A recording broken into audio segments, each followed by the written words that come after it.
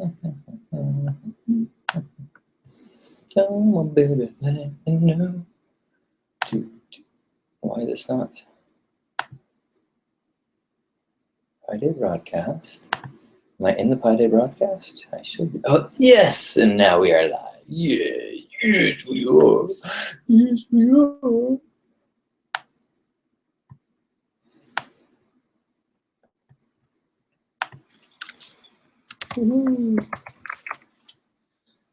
All right, now I gotta do is make sure this is set to where it needs to be.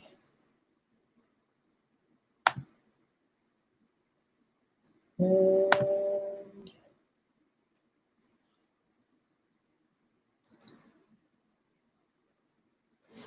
looks like so far it's just me here, and that's okay too. I wonder if I put the wrong link anyplace. Should I test that real quick? Maybe I'll test it real quick, just in case.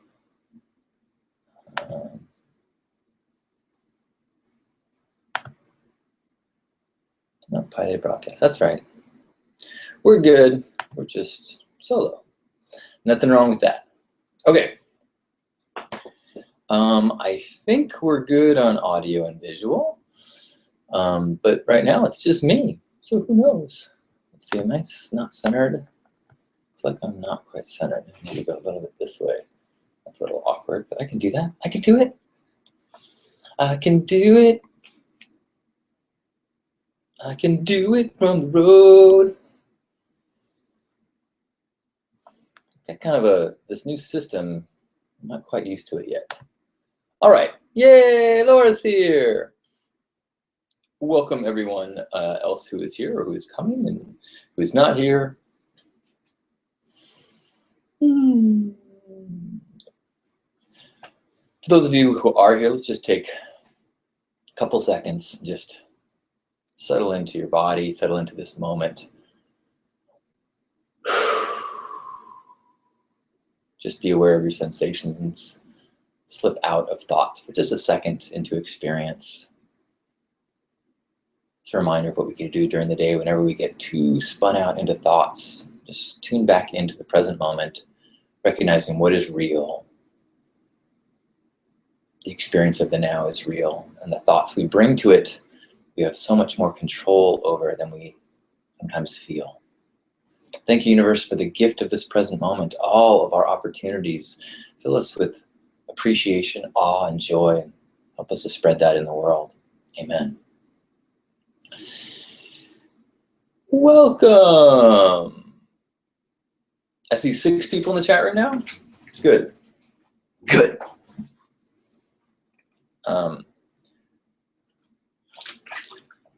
Is this scarf too much? It was a last minute wardrobe change. But you know what? I'm going with it. Forward, onward.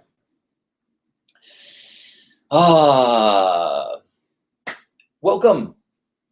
My name is Halcyon. This is Hug Nation. What a treat to be here with you.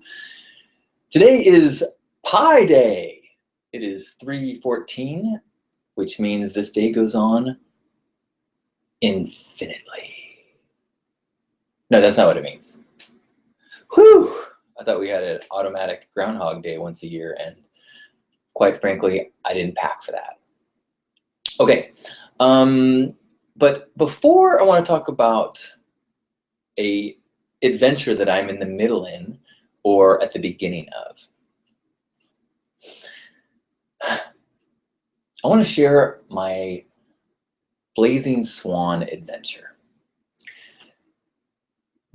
About a week ago, I got a message from Toby in Australia saying, hey, check this out. Here's the map of the Blazing Swan city that we're building, which is the regional Burning Man event in Eastern Australia.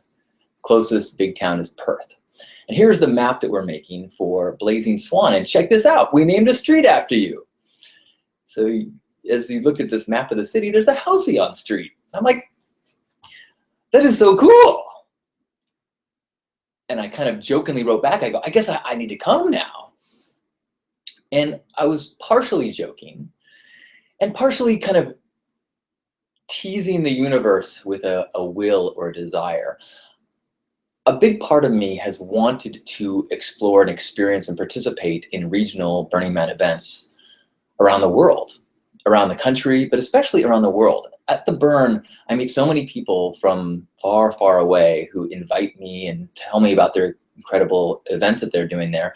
And I hear incredible things about them, especially considering where Burning Man is now in its evolution as an event and how well known it is. And these events that are happening all over the world are much more intimate and smaller and scrappy and still very thick with art and love and expression.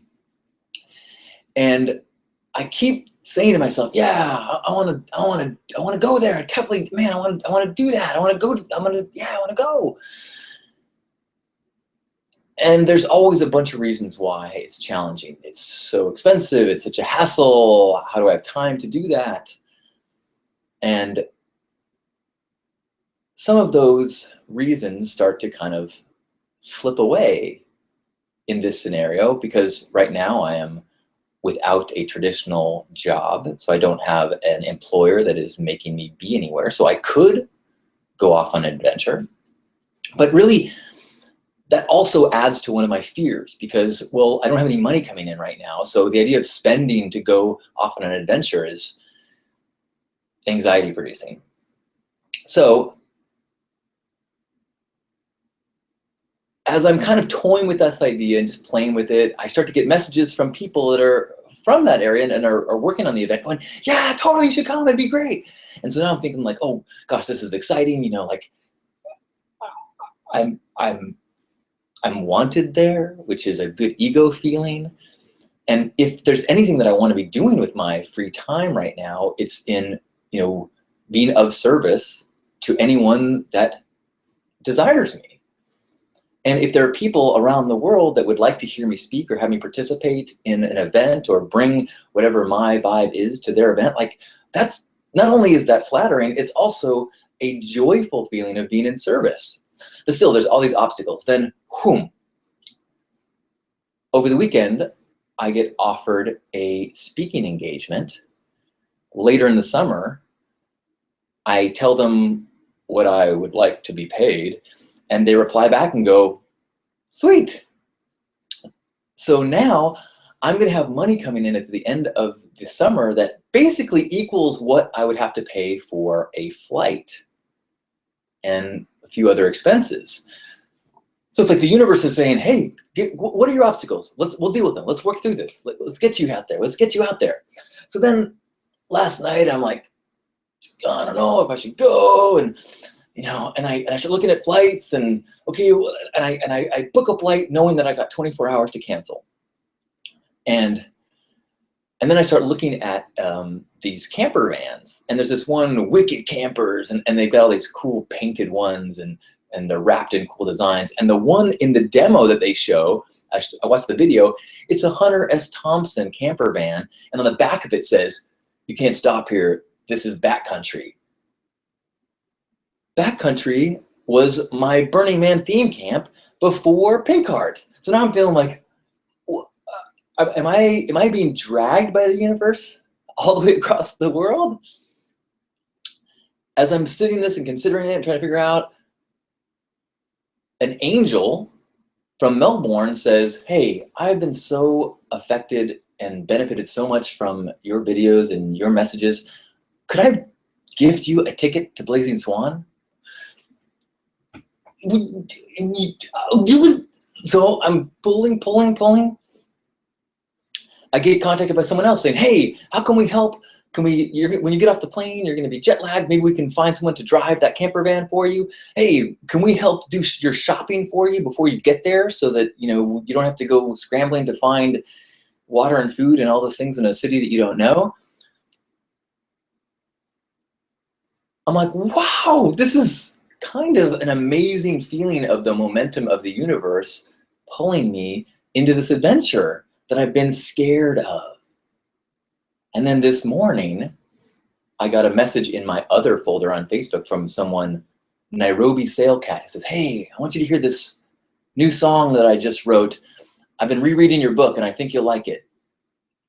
And in the course of the song, the last lyrics of the song are float more, steer less, love more, fear less, which are also the title of my book, which is also the theme of this story. As I'm trying to figure out what should I do, all the things stopping me is fear. Fear of, I don't know what to expect. Fear of that's a long time without plans. Fear of I'll be away from all of my comforts. Fear of I don't know anybody. Fear of, I've been injured. Fear of what if I get sick? I got other things to do when I get back. Fear, fear, fear, fear, fear. But if I think about what are the love options in these decisions, those are so strong too. All of these people reaching out, all of these opportunities, all of these signs. So unless a dead kangaroo,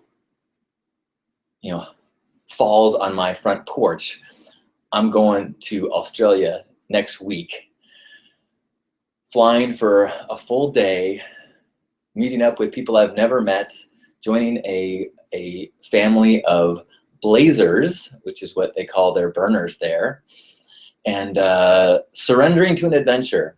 I am nervous, I am scared, and I am listening to my own advice to float more, steer less, and love more, fear less. So thank you to all of the angels who have already paved a way for me and made this so easy and made this so welcoming. It's a important personal journey for me. It's also, I think, an important time for me to be going on this journey. Occasionally I'm getting caught up in the darkness of the political process right now. And I think it'd be a really beautiful experience to get out of America for 10 days and talk to people in another world, talk to people who can remind me of the core values that are really what I want to be fighting for, what I want to be striving for, what I want to be seeking in myself and teaching in the world. So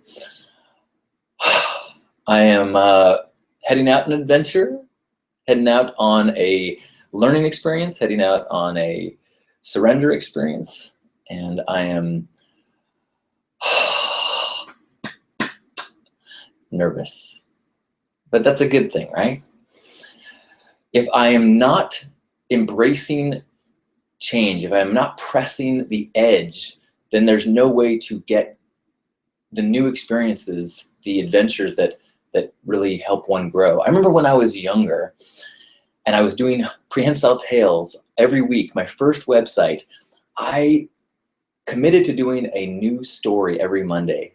And so I would seek out adventures because I needed to have things to write about. And so I got a little soft in my old age, and now I'm seeking out an adventure so I have something to write about. Thank you for being a part of that adventure, whether it's digitally or along the path. I am so grateful. Thank you. I love you.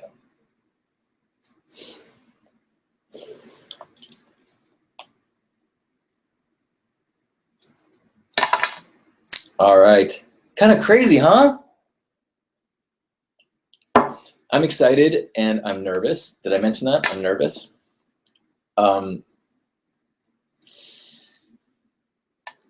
Yay, adventure. Hey, Liesel. Actually, I don't know if that's the right way to pronounce that. But wonderful to see you, because I love seeing when I see you online, and I haven't seen you since last Pern, so what a treat. And welcome Bongo Drums and anyone else who has popped in the chat room since we got there. I think I saw maybe not. All right, welcome everybody.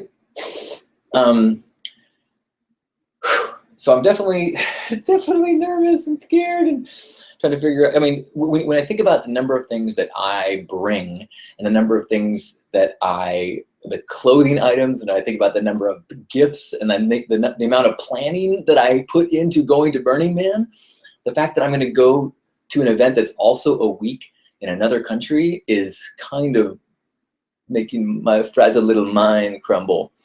But it's also a really good experience for me because I've been marveling lately at how does one go to Burning Man from another country? Realizing that you really need to lean on people in the host country to help you out. And that's what I'm doing. And so I think this is, in addition to being my own adventure, it will also allow me to be a better ambassador for Burning Man as I struggle and realize what it takes to bring a theme camp mentality from all the way across the world. Tommy is with you. Right on. I saw his picture. I didn't know that he was seeing your beauty as well as the beauty of Florida. Lisa like Diesel. Thank you.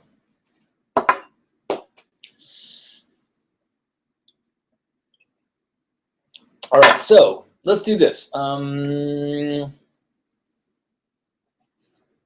Let's do a hug, and then I'll talk about the Pi Day. Fair enough? Let's do that. Okay, so welcome everyone who's here in the chat room. Wherever you are physically, it does not matter. It matters where you are in your intentions, deeper than your thoughts, even in your vibration. So in this now moment, let's settle in to a worldwide group hug. Grab yourself by the shoulders. And imagine that the arms squeezing you are not your arms, but the arms of all the other people in this chat room.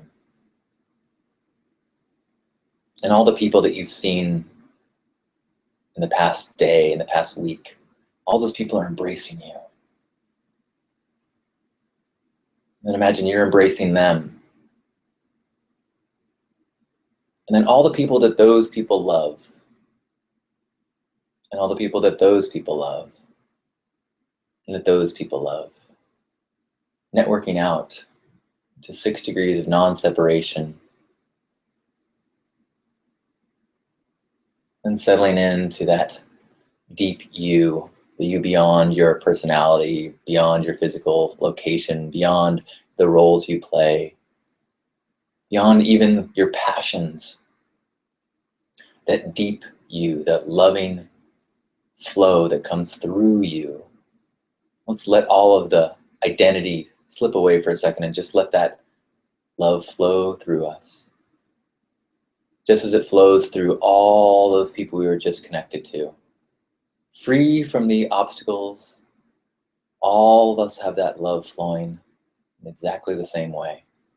So let's breathe together 3 times as a part of that oneness. Ready? Inhale.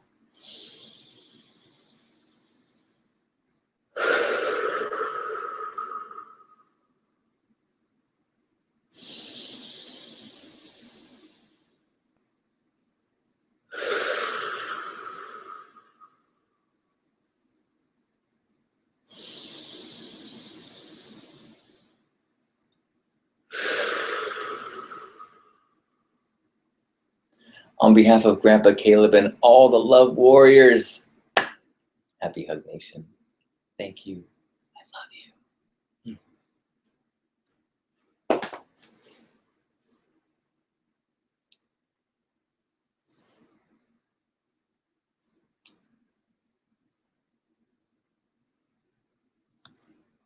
Filming a TV show? That's so cool.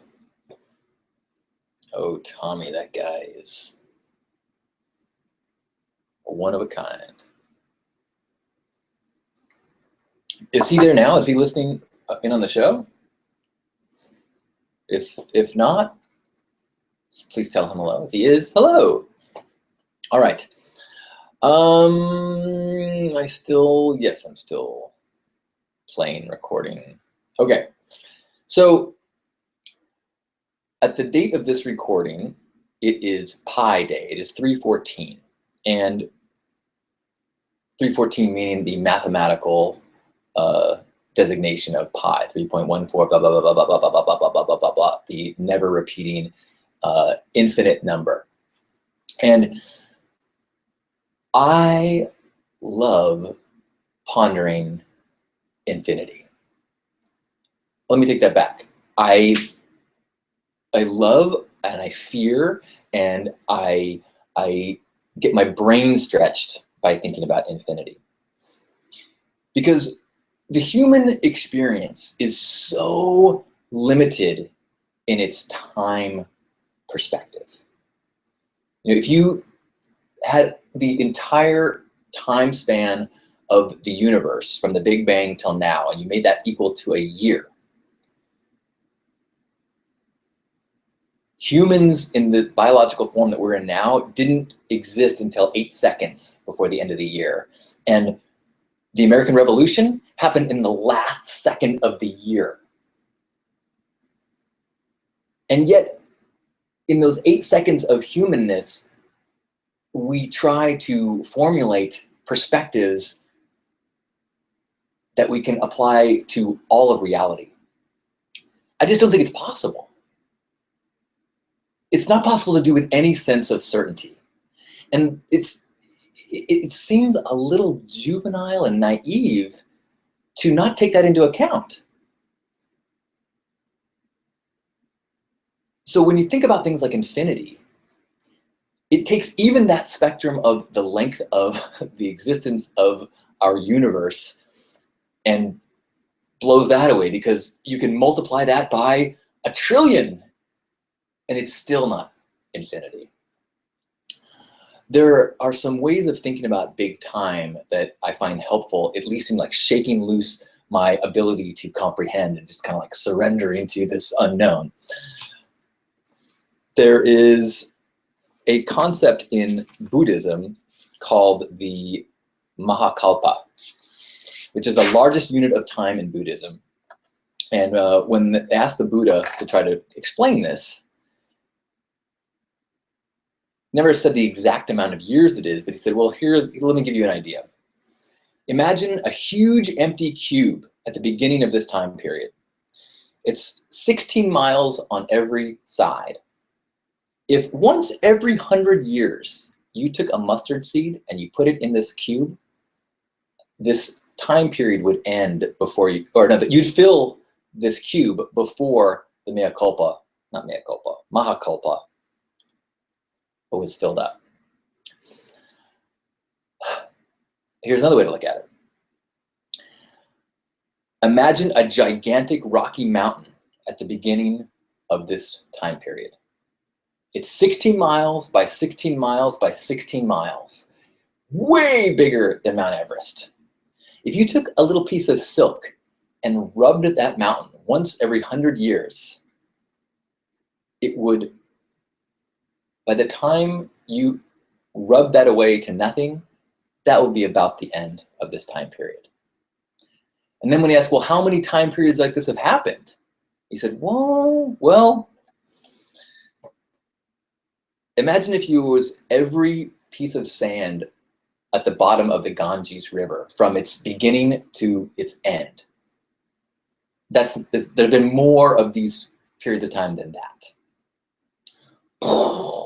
And if you take all of that, it still doesn't equal infinity. And one of the things that pondering infinity does for me, it helps me to open up to realms of possibility. I can only comprehend and conceive of a certain set of possibilities because I can only comprehend of time within a lifetime span that I've had and then try to project outwards to that. But when I look at these metaphors and think about these numbers, I realize very quickly that I can't comprehend. I do not have the processing capabilities to figure that out. Hold on one sec. No! All right. That's not good.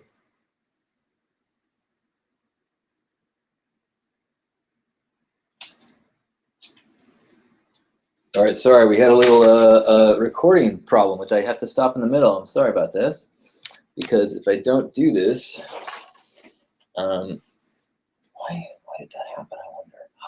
Oh, I know why. Gosh darn it all. Oh, that's not good. Okay.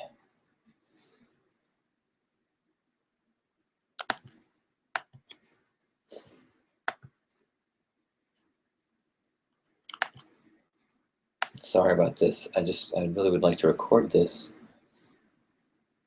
Okay.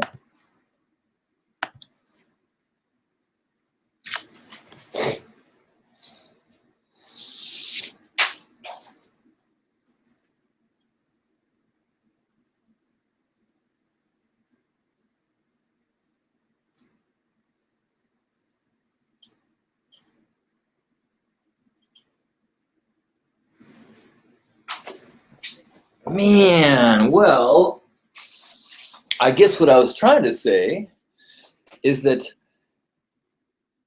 pondering these big numbers, pondering infinity makes you think about and realize that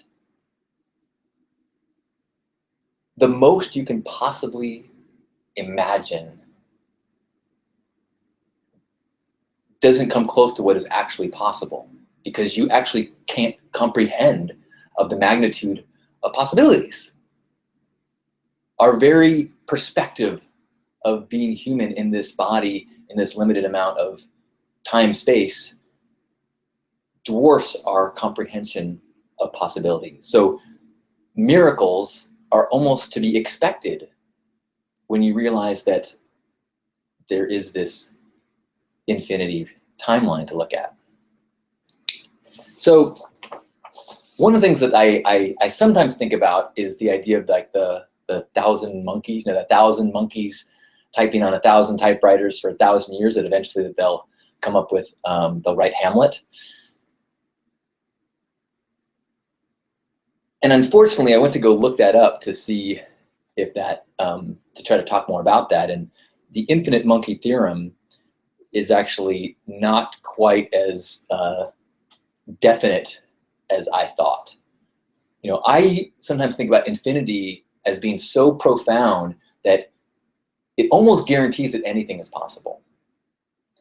Like if you look at pi as it goes off into infinity, eventually Hamlet will come, right? If you assigned a letter value to every number, eventually, because if it hasn't ever happened yet, it will eventually, because it goes forever.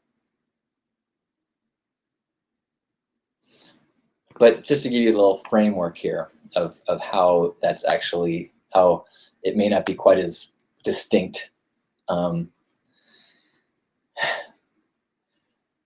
monkey typing letters uniformly at random has a chance of 1 in 26 of correctly typing the first letter of Hamlet. Chance of 1 in 676, 26 times 26, of typing the first 2 letters.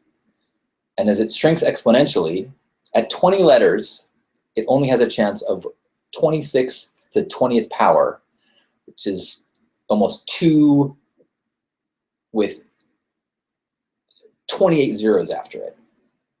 So the entire text of Hamlet, because it has 130,000 letters, the probability of the monkeys getting it right on the first try, or no, if the monkeys getting it right, is 3.4 with 183,000 zeros after it. 1 in that number, 183,000 zeros after it. And if you add punctuation, then it's 4.4 with 360,000 zeros after it. To give that a little bit of context, if every proton in the observable universe were a monkey with a typewriter, typing from the Big Bang until the end of the universe, when protons no longer exist, they would still need a ridiculously longer time, more than 360,000 orders of magnitude longer, to have even a 1 in 10 to the 500th power chance of success. To put it another way, for a 1 in a trillion chance of success, there would need to be 10 to the 360,000 power universes made of atomic monkeys. All right, so from a statistical operational sense, the chance is basically 0. But from an infinity perspective, all of those things will happen and there'll still be time left over.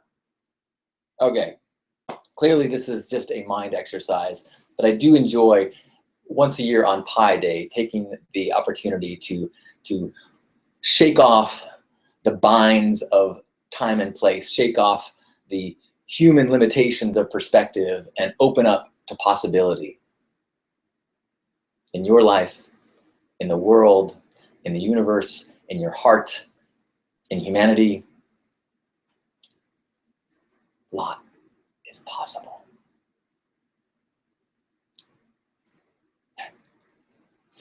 You are a miracle. Your possibility is infinite. The infinity of this day may it ring in your world. I love you. All right.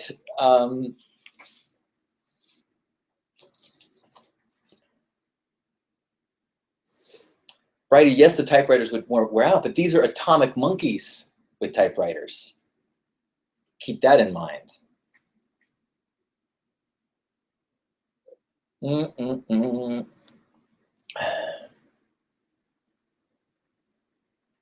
Laura talking about the ability to control time with clocks and calendars. You know, I was just listening to an Alan Watts lecture and talking about how time is so arbitrary. And in fact, before we had train schedules that would go between cities, time, you know, and hours were totally different.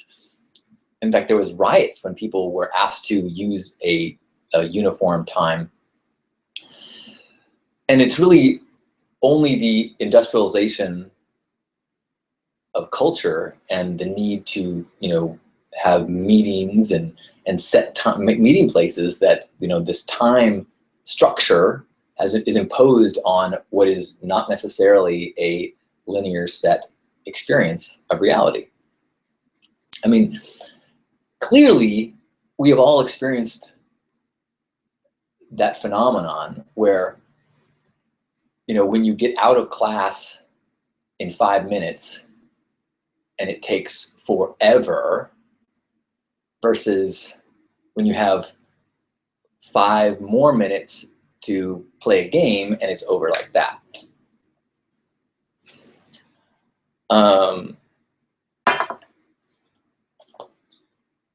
The other thing that I think about with time is that, you know, we experience time in a very human way. A tree experiences time in a very different way. And who knows what consciousnesses may exist in our universe or another universe. They may experience time in a very different way, i.e., as we talk about a divinity, you know, an omnipresent, omnipotent consciousness that is God that experiences all time at once. Who is to say that when we are no longer bound to the human experience, we also will not experience time in a very vastly different way? Or maybe all of time in this plane of reality will be a single experience instance that we visit as lifetimes. And then in the next realm of consciousness, time is completely different, multiverse-based or something like that, that we clearly, I can't even comprehend to a trillion years in this reality, in this universe. I can hardly comprehend what that even designation of time-like multi-other dimensional attributes might be. Like, you know, we have, with space, we have height with depth. Time, we have simply a linear plane, but in other dimensions, time takes on other planes that we can't really fathom. We can only use metaphors to try to make sense of. So, like I said, I like Pi Day because it is an opportunity once a year to remember how ignorant we are and what a gift it is to let go of the need to understand everything.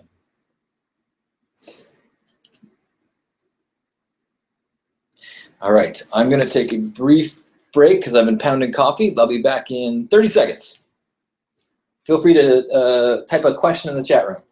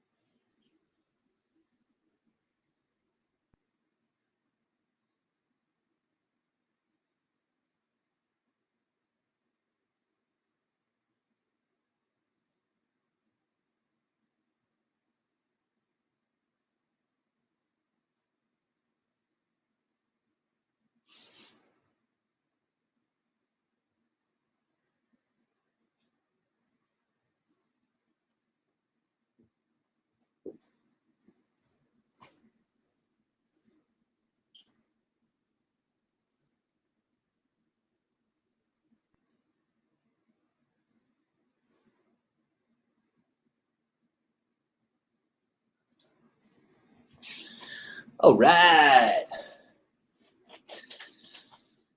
A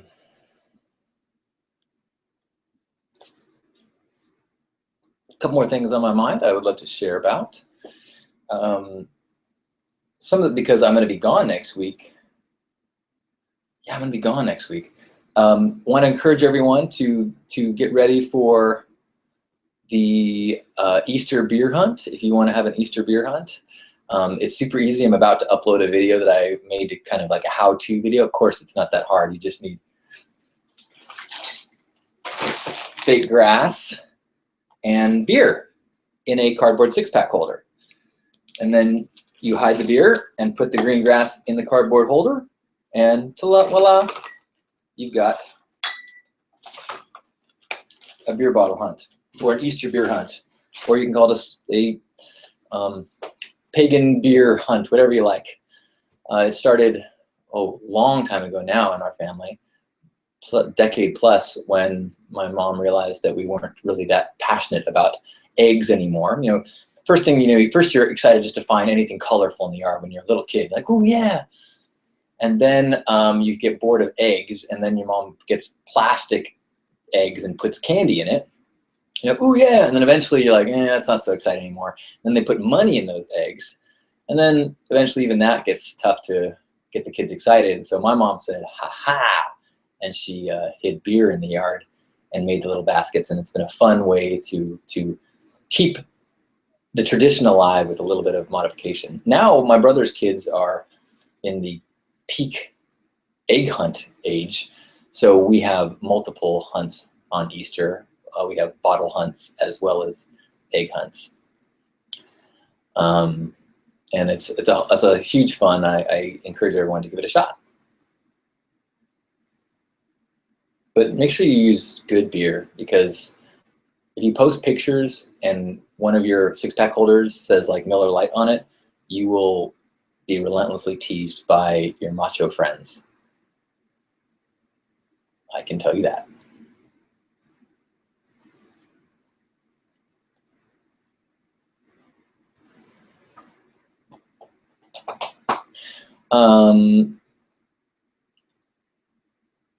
Couple other things.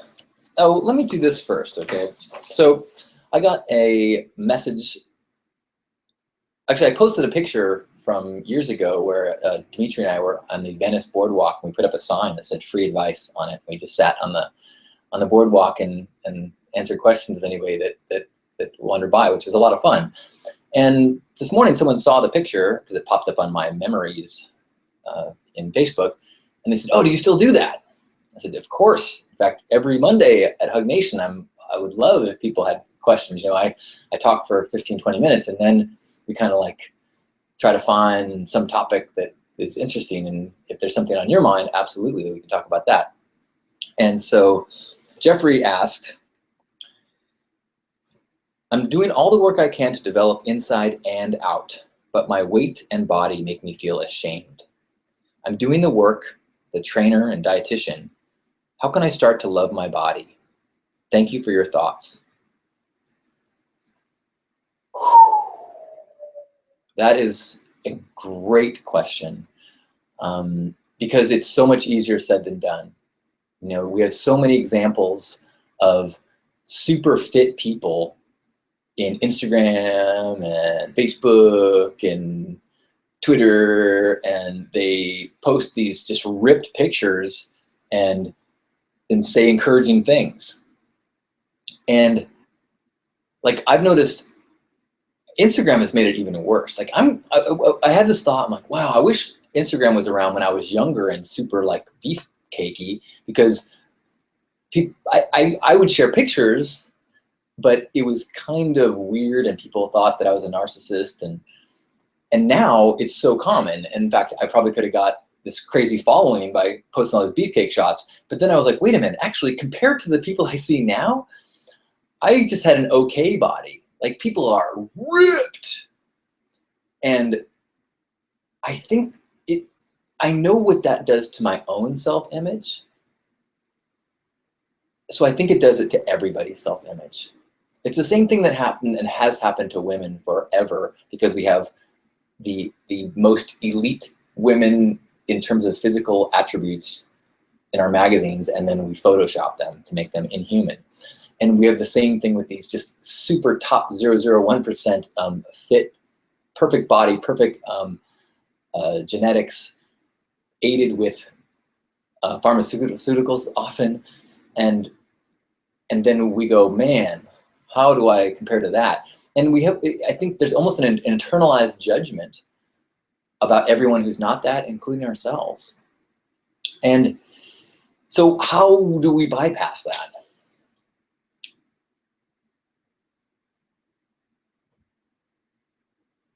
I wish I had an easy answer, because it's something I'm working on now. What I'm working on now is in making my measuring stick about how I feel and about activities that I can or can't do, and about not even about growth or strength gains, but about maintaining ability and maintaining injury-free life. And so when I feel like, oh gosh, I don't want to take my shirt off anymore, I try to change the equation entirely of that comparison, and instead shift it to well, how am I feeling?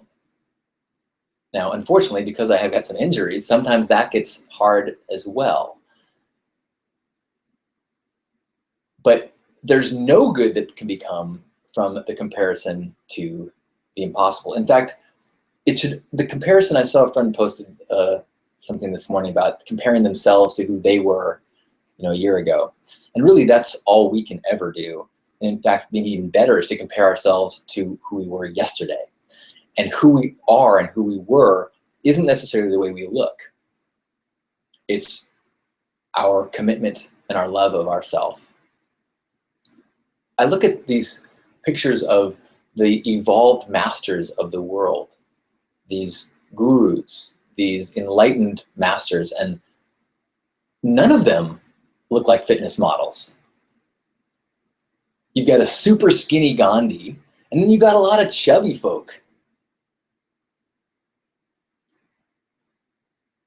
So I don't think there's anything wrong with being imperfect in the way you physically look. It takes a little bit of a reminder, maybe even a sticky note that says, the judgment of the world is poison. And it comes from a place that is poisonous. The cultural desire to make us feel not good enough, the cultural desire to make us feel too fat, too old, not cool enough, all of these things happen on an overt level. Drive this Harley and you will be rad, to subtle levels, a beauty cream that is advertised, and as it's telling you what it does, it is subtly reminding you what's wrong with you. The whole notion of of marketing, not the whole notion, but the most powerful and the predominant form of marketing and advertising in our culture is that of show people what's wrong, give them the solution. Show people what's lacking, give it to them.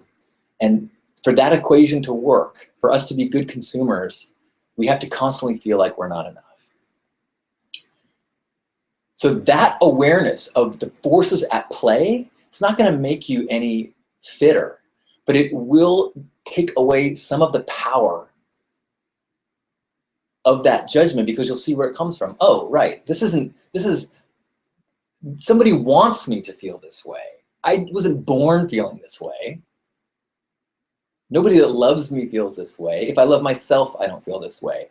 I have been receiving this pressure all around my culture for my entire life to prepare me to be a good consumer. And I'm waking up now, I'm seeking health. I know that the same voice that's telling me I need to be thin is the same one that's saying you need to eat this Fritos. And they're just going, sweet, this is a perfect system. We convince you to eat things that are gonna make you overweight and give you health problems, and then we're gonna sell you ways to get fit and medical solutions. But if you become empowered enough to realize that that's not your game, then the power of the judgment can evaporate a little bit.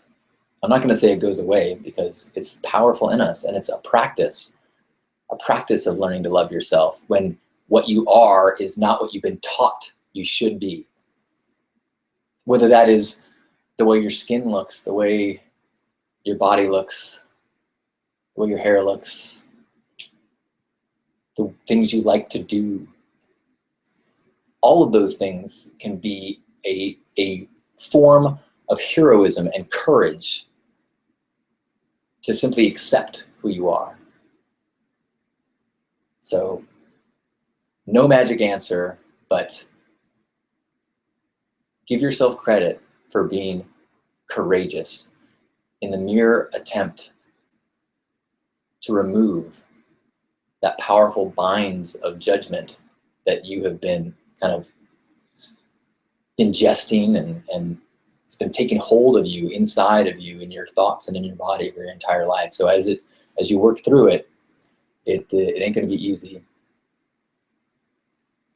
but it also can inspire others. So the more people that can be happy in their skin, the more role models we have to combat that voice, that message of the marketing, consumer desiring commercial world. So thank you. Thank you for all your efforts. Thank you for boldly working to love yourself, because you are perfect. A flower is perfect no matter what color it is. An apple is perfect no matter what shape it is. A cloud is perfect no matter how wispy it is. And you are perfect no matter what shape you are.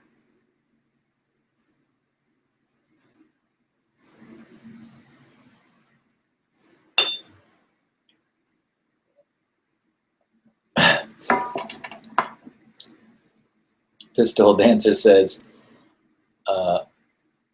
my only superficial turn on is a beautiful smile. I'm a teeth girl. I like that. Moon Malik says, I feel that confidence is beauty. It shines brighter than body type.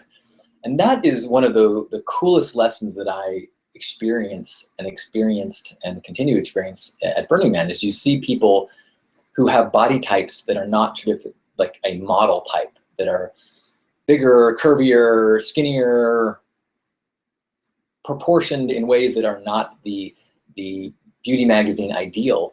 But when they wear sexy clothes and have a sexy stance and own their individuality, God, that's sexy. I find myself just like falling in love constantly, or at least falling in lust with the sexiness of people who I might not even notice, if they were dressed in a suit and tie or a traditional outfit, but because they are allowing their sexiness to shine, even though they, it's not what we've been taught is sexy. That's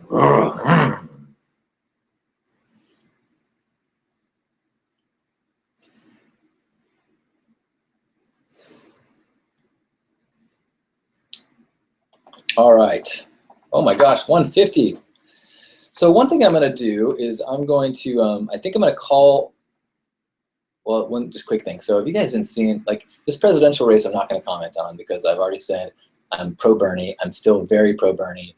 I'm a one-issue voter, and it's election reform, and Bernie is the closest we've had to be able to vote for that on a national level since I've been alive. But I will just take a break from the insanity of the election to say, have you been watching the Obama videos lately? That guy is on fire. That guy is the coolest dude ever. I think we're going to look back and Obama is going to be like our JFK times 10, like super cool, super effective as a president, just super role model. Oh, he's dreamy.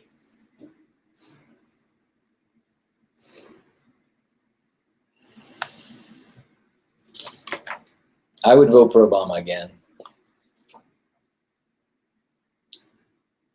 All right, so what we're gonna do is I'm gonna close this, we're gonna call this to a close, and then I'm gonna record a video for Blazing Swans, for the Blazers.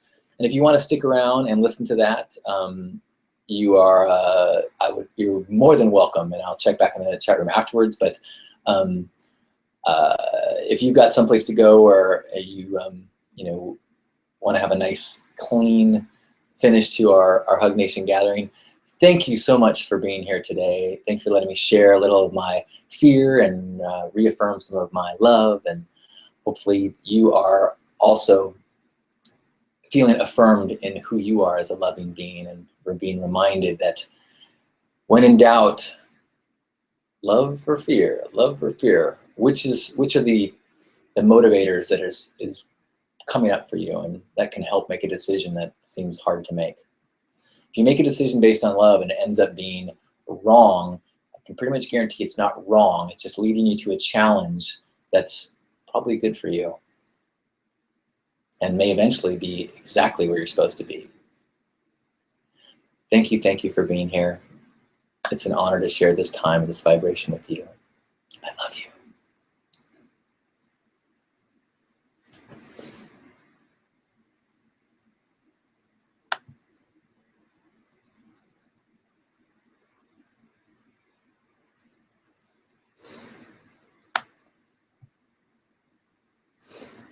Laura, I'm going to say, can you pick a different word choice there? Maybe love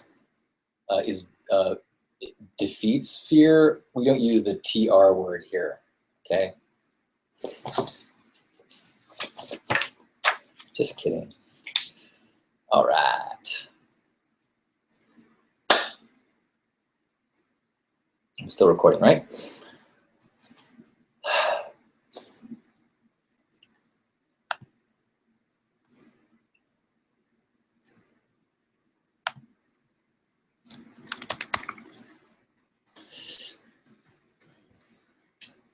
Hello, Blazers. My name is Halcyon, and I am a 18-year Burning Man veteran, and I am excited to have my virgin year at Blazing Swan. I don't know exactly what to expect, except for if the people I meet are anything like the amazing folks that have reached out and connected with me online. I am super excited to extend my Burning Man family into a Blazing Swan family and maybe connect the worldwide community a little bit more. Hopefully I can, answer or share about anything that is going on in the US with our community and learn from things that you guys are doing in yours. I wanted to just share a little bit about basic principle things that I have been studying and learning from for the last 18 years. The principle that has been the most impactful to me is that of gifting. And it's important to understand what gifting is, because it's more subtle and more significant than initially might seen. It took me a few years to get it. I used to think, that it meant barter, that it meant, if somebody has some food that they want to offer me, then I need to give them a bracelet. But that's an exchange. That means you think you have something of value, and I think I have something of equal value. And as we trade it, we both feel like neither one of us has been screwed, but neither one of us has been gifted. It's a transaction, just like a money transaction, which is a fine way to operate a financial system, but it's not gifting. Gifting is when you give something to someone without expectation of anything in return. You want them to have that. You want their experience to be lifted. So they get a +1 without having to reciprocate. They feel good about it. That makes you feel good. So instead of having a sum of 0, you have a +1 and a +1.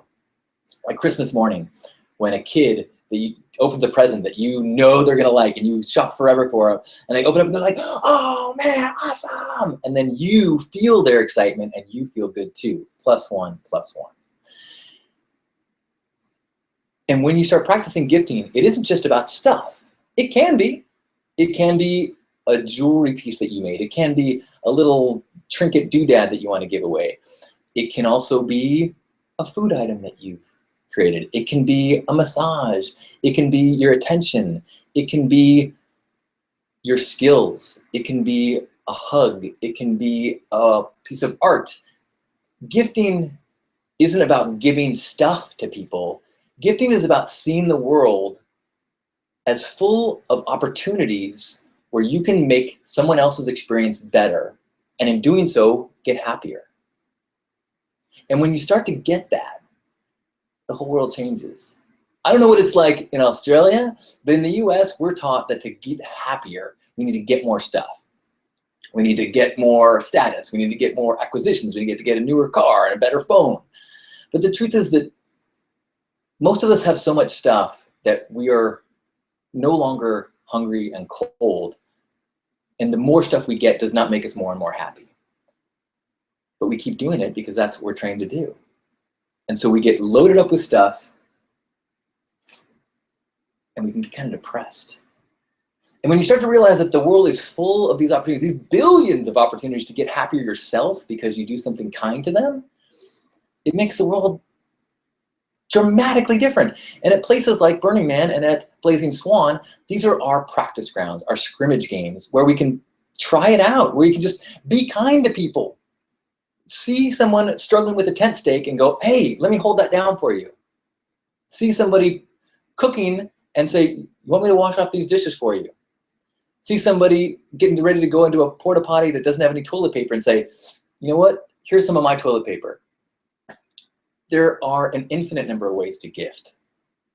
And hopefully one of the gifts that you will receive from having an experience like this is that you start to see the gifts that you have that you may not have even noticed or seen or appreciated because we haven't had a context of which to value it.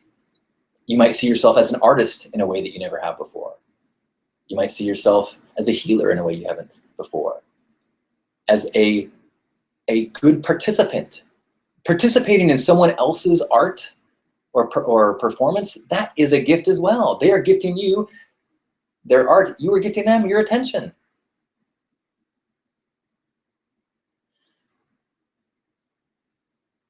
So I hope that you appreciate that, because with my luggage requirements, I don't have that much room to bring physical gifts.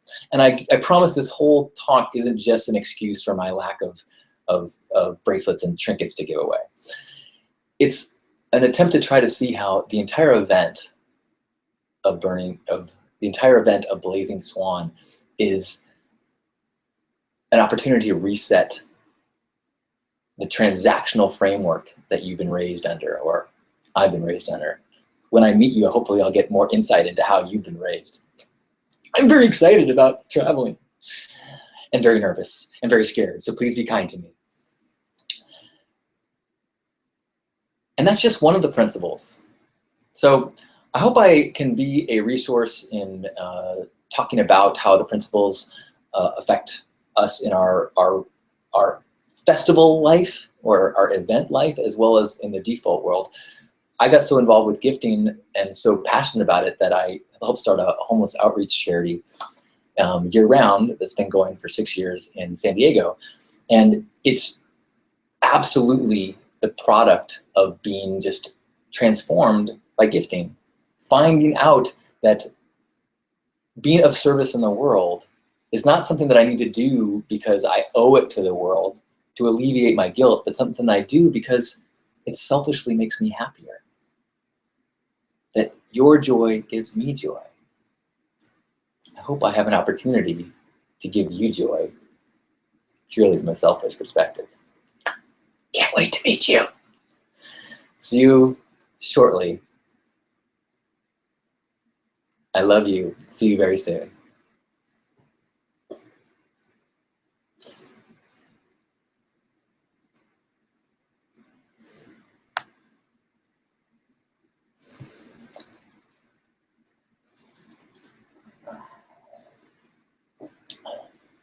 I'll try to share more. I'd love to connect more in the weeks.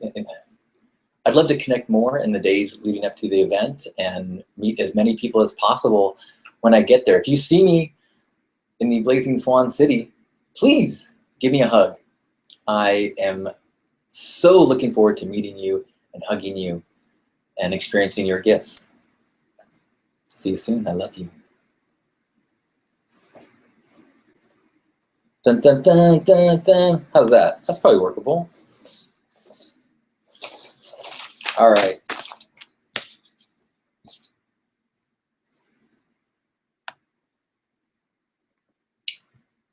I'm going to stop the archive and and look for a how to do a Easter beer hunt soon, and please forward it if you think it's worthy. I kind of tried to make a video that I thought would be a good one for people to share, very BuzzFeed like. So, all right. I love you guys. Thanks for tuning in and letting me do this at the end. I will see you guys. I won't see you next week because I'm leaving a week from yesterday. Holy crap. So I will see you, oh my gosh, it'll be like 3 weeks. So I'll update as much as I can. Check the Hug Nation page. It'll probably be 2 more weeks before. Oh my goodness gracious. This is, I can't, I'm scared. All right. Oh. All right, I love you. I'll see you soon, or sort of soon.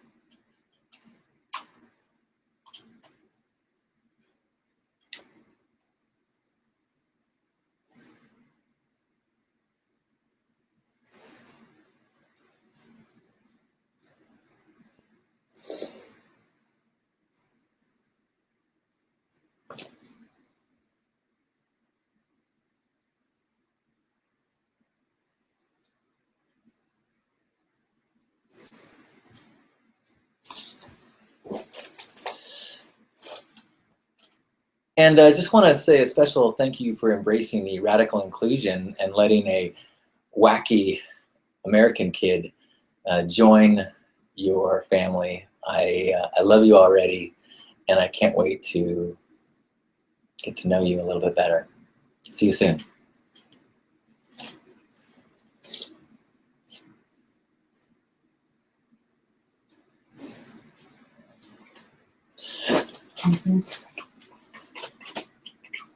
Boom, boom, boom, boom, boom, boom, boom, boom. Ooh, ah, ah.